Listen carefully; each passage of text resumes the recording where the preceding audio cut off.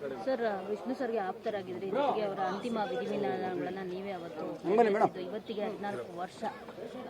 So ತುಂಬ ನೋವಿದೆ. ಒಂದು ಕಡೆ ಸಮಾಧಿ ಇನ್ನೂ ಇಲ್ಲಿ ಆಗಿಲ್ಲ, ಪುಣ್ಯಭೂಮಿ ಮಾಡಿದ್ದತ್ರ ಅಂತ ಅದೊಂದು ನೋವು, ಮತ್ತು ಅವರು ಇವತ್ತು ನಮ್ಮನ್ನೆಲ್ಲ ಅಗಲಿದಂಥ ನೋವು. ಸೊ ದುಃಖ ಆಗುತ್ತೆ.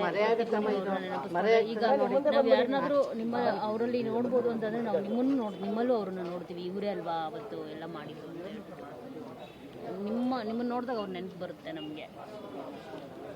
ಎಲ್ರಿಗೂ ನಮಸ್ಕಾರ. 14 ವರ್ಷದ ಪುಣ್ಯ ಸ್ಮರಣೆಯನ್ನು ಇವತ್ತು ಮಾಡ್ತಾ ಇದ್ದೀವಿ. ಆದರೆ ನನಗೇನು 14 ವರ್ಷ ಅನ್ನಿಸ್ತಾನೆ ಇಲ್ಲ. ಇವತ್ತು ಅವರು ನಮ್ಮ ಜೊತೆಗೆ ಇದ್ದಾರೆ, ನಮ್ಗೆ ಆ ಪುಣ್ಯ ಸ್ಮರಣೆ ಅನ್ನೋದೇ ಅನ್ನಿಸ್ತಾ ಇಲ್ಲ. ಒಂದು ಹಬ್ಬವನ್ನಾಗಿ ನಾವು ಆಚರಿಸ್ತಾ ಇದ್ದೇವೆ ಅಷ್ಟೇ. ನೀವು ಈಗ ತಾನೇ ಹೇಳಿದ್ರಿ, ನೀವೇ ಇಲ್ಲಿ ಅಂತ್ಯ ಸಂಸ್ಕಾರವನ್ನು ಮಾಡಿದ್ದೀರಿ ಅಂತ ಹೇಳಿದ್ರಿ. ನನ್ನ ಒಂದು ಭಾಗ್ಯ ಅದು. ಯಾವ ಒಂದು ಪುಣ್ಯವೂ ಗೊತ್ತಿಲ್ಲ ನನಗೆ. ನಿಜವಾಗ್ಲೂ ನನಗೆ ಅವರು ಇರುವಾಗಲೂ ಕೂಡ ಆ ಸ್ಥಾನವನ್ನು ಕೊಟ್ಟಿದ್ದರು. ಅವರು ಹೋಗುವಾಗ, ನನ್ನನ್ನು ಬಿಟ್ಟು ಹೋಗುವಾಗ ಕೂಡ ಒಂದು ಆ ಸ್ಥಾನವನ್ನು ಕೊಟ್ಟೋಗಿದ್ದಾರೆ.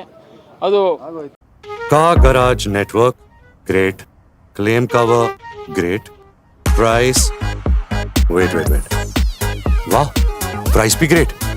Tata AIG car insurance, trusted नाम, फैंटास्टिक नाम.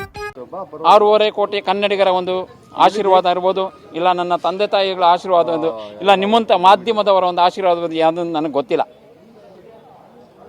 ಈಗಿನ ನಾವು ನಿರಂತರವಾದ ಒಂದು 14 ವರ್ಷಗಳು ಆದರೂ ಕೂಡ ಇಲ್ಲಿ ಒಂದು ಸ್ಮಾರಕ ಆಗಿಲ್ಲ.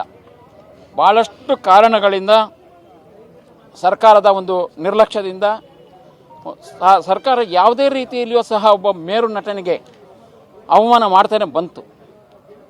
ಎಷ್ಟೋ ಮುಖ್ಯಮಂತ್ರಿಗಳು ಬಂದರು, ಯಾರೂ ಸಹ ನಮಗೆ ಸಹಕಾರವನ್ನು ಕೊಡಲಿಲ್ಲ. ಹಾಗೆಯೇ ಕನ್ನಡ ಚಲನಚಿತ್ರರಂಗದಲ್ಲೂ ಅವರು ಕೂಡ ಸಹ ನಮಗೆ ಸಹಕಾರವನ್ನು ಕೊಟ್ಟಿಲ್ಲ.